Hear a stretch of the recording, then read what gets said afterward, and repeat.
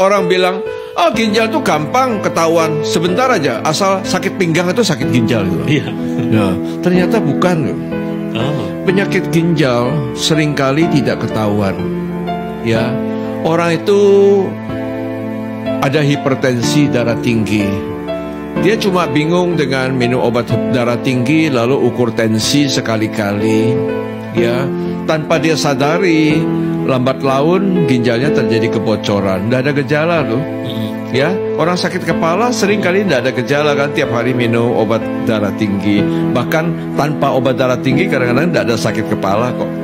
Jadi mereka anggap enteng.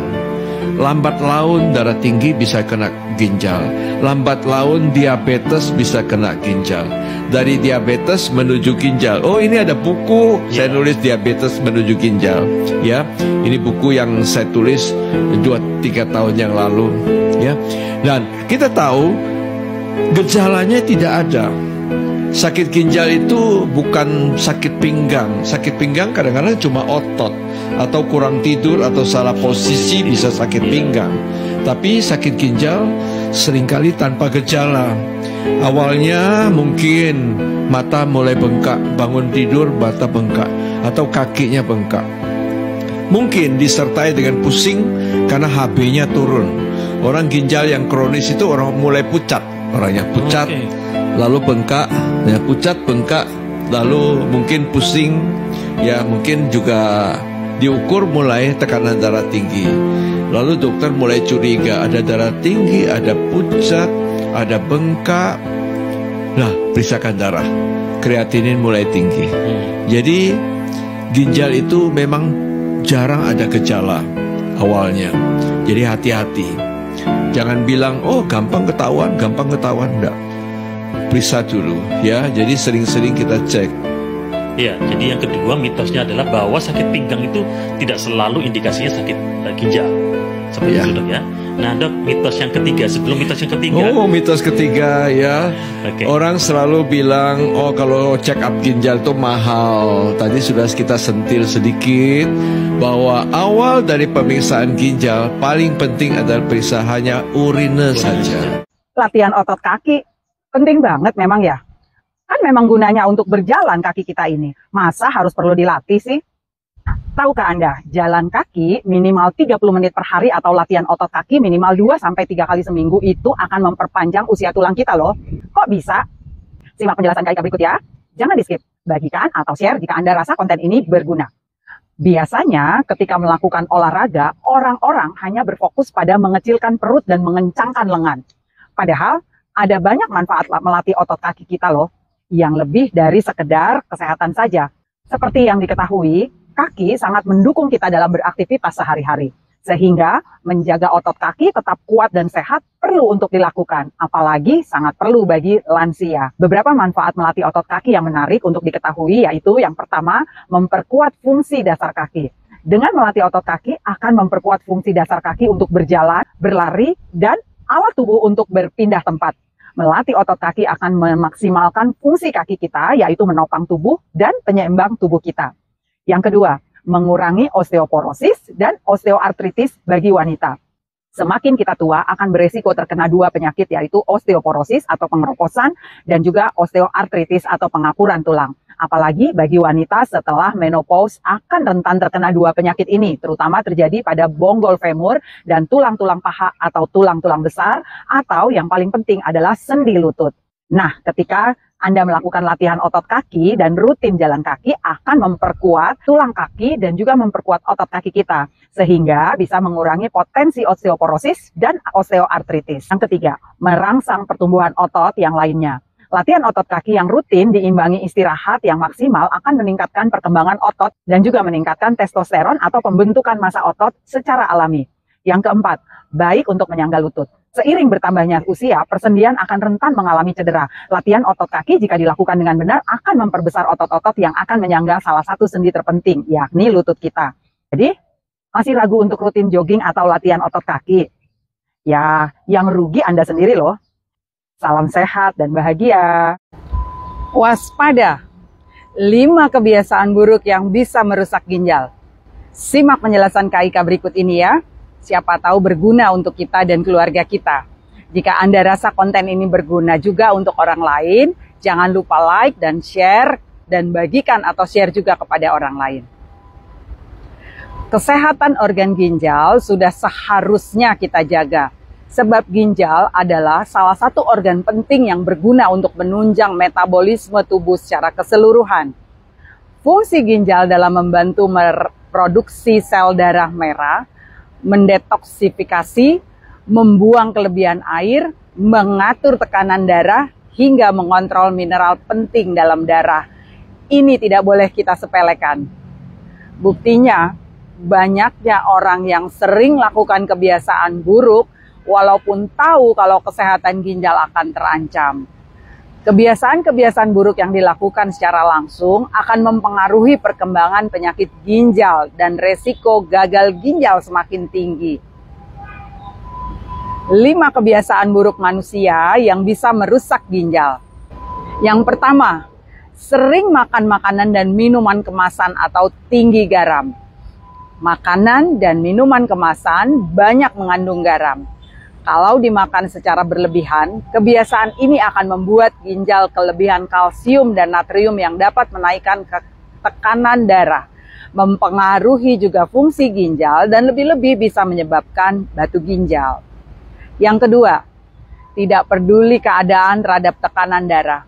Tekanan darah perlu diperiksa secara rutin supaya tetap terkendali. Karena tekanan darah yang terlalu tinggi atau hipertensi berdampak buruk bagi ginjal kita. Hipertensi dapat menyebabkan kerusakan pada arteri sehingga darah tidak tersaring dengan baik oleh ginjal. Yang ketiga, kurang minum air putih. Minum air putih berguna untuk membantu tubuh agar tetap terhidrasi dan membantu ginjal dalam membersihkan natrium dan racun di dalam tubuh. Minum air putih yang cukup juga membantu menghindari batu ginjal. Keempat, kurang tidur.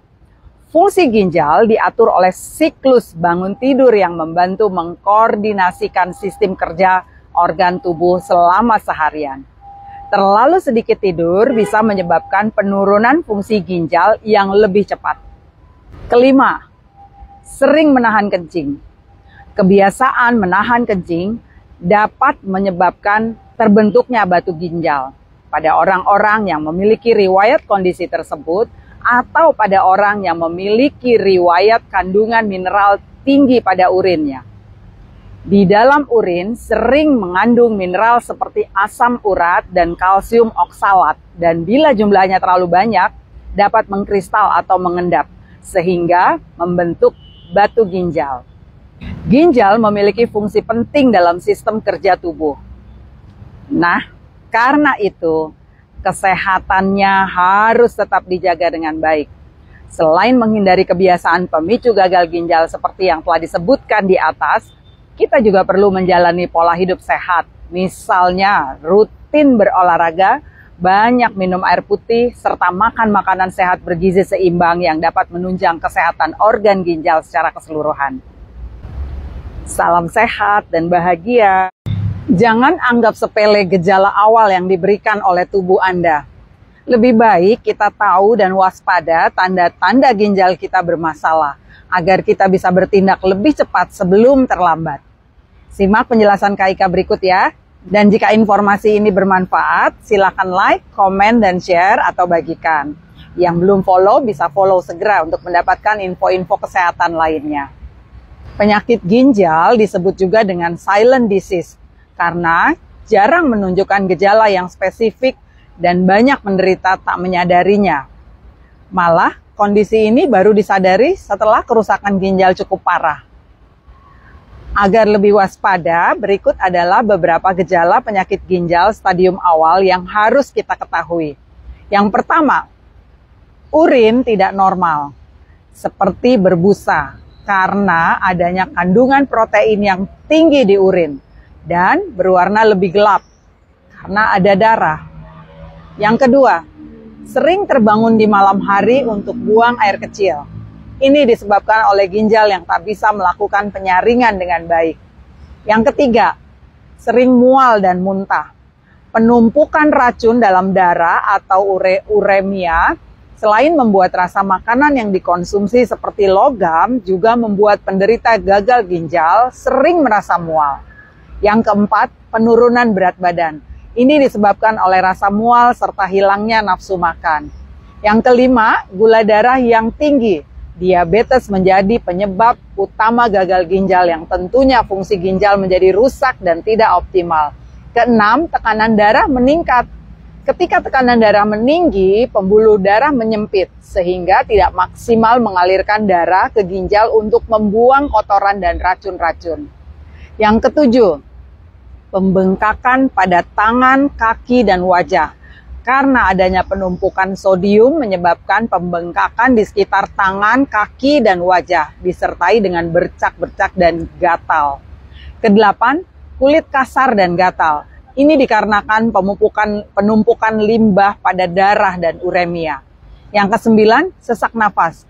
Faktor anemia dengan kondisi kekurangan darah merah dan menimbulkan kurangnya produksi oksigen dan bisa juga adanya cairan berlebihan dalam darah yang menumpuk di paru-paru karena ginjal tidak berfungsi dengan baik.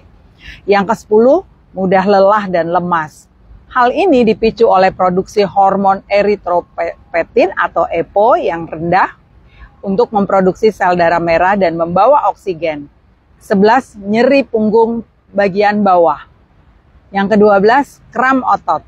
Karena ketidakseimbangan kadar natrium, kalsium, dan kalium atau elektrolit lain bisa mengganggu kerja otot dan syaraf. Itulah beberapa gejala yang bisa menjadi tanda awal gangguan ginjal yang perlu Anda waspadai. Bila Anda mengalami gejala-gejala tersebut, sebaiknya segera periksakan kondisi ke dokter spesialis. Pemeriksaan dan penanganan yang tepat tentunya dapat meminimalkan resiko komplikasi serius. Salam sehat dan bahagia.